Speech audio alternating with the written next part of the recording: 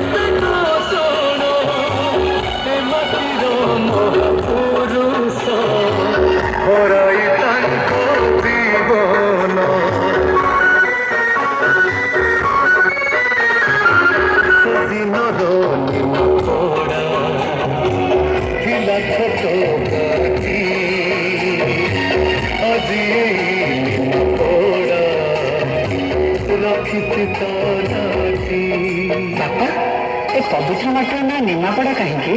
ଭଲ କଥାଟି ପଚାରୁଛୁ ରେ ପୁଅ। କିଛି ଲୋକ କୁହନ୍ତି ଅତୀତରେ ଏଠି ଅନେକ ଗୁଡ଼ିଏ ନିମ ଗଛ ଥିଲା ବୋଲି ଏହାର ନାମ ନିମାପଡ଼ା କରାଯାଇଛି। କିନ୍ତୁ ଆମେ ସମସ୍ତେ ଜାଣିଛେ ପରମ ପୂଜ୍ୟ ବୈଷ୍ଣବ ଶ୍ରୀକୃଷ୍ଣଙ୍କ ପରମ ଭକ୍ତ ଶ୍ରୀ ନିମାଇଙ୍କ ନାମରେ ଏ ପବିତ୍ର ମାଟି ନିମାପଡ଼ାର ସୃଷ୍ଟି। ବାପା ଶ୍ରୀ ନିମାଇ କିଏ ସେ? ଆରେ ଶ୍ରୀ ନିମାଇଙ୍କ ବିଷୟରେ ତୁ ଜାଣିବୁ? ଶ୍ରୀ ନିମାଇ ହେଉଛନ୍ତି ପରମ ପୂଜ୍ୟ ସନ୍ଥ ଶିରୋମଣି ଭକ୍ତିବାଦର ମହାନ ପ୍ରଚାରକ ଶ୍ରୀ ଚୈତନ୍ୟ ମହାପ୍ରଭୁ। ଆଉ ଜାଣିଛୁ ସେ 1905 ମସିହାରେ ଆମର ଏଇ ପବିତ୍ର ମାଟି ନିମାପଡ଼ାରେ ପ୍ରଥମ ଥର ପାଇଁ ପାଦ ଥକିଥିଲେ। ମୁଁ ସେଇ ମହାନ ପ୍ରଭୁଙ୍କ ବିଷୟରେ ତତେ ଏବେ କହିବି।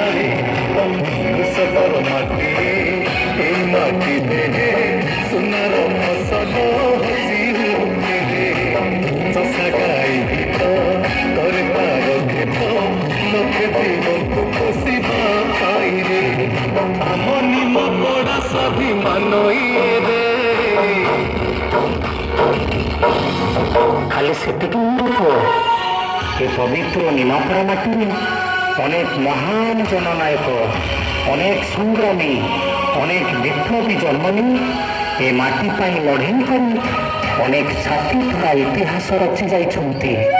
ସେମାନେ ସବୁ କିଏ? ଆରେ ପାଗଳ, ତୁ ସେଇ ମହାନ ସଂଗ୍ରାମୀମାନଙ୍କୁ ଜାଣିଛୁ? ସେମାନେ ପରା ହେଉଛନ୍ତି ଉତ୍ସବ ମଲ୍ଲିକ, ମୋହନ ଦାସ, ଘନଶ୍ୟାମ ଦାସ ଆଉ ଭବାନୀ ପଟ୍ଟନାୟକ। ମୁଁ ସେମାନଙ୍କ ବିଷୟରେ ତତେ କହୁଛି।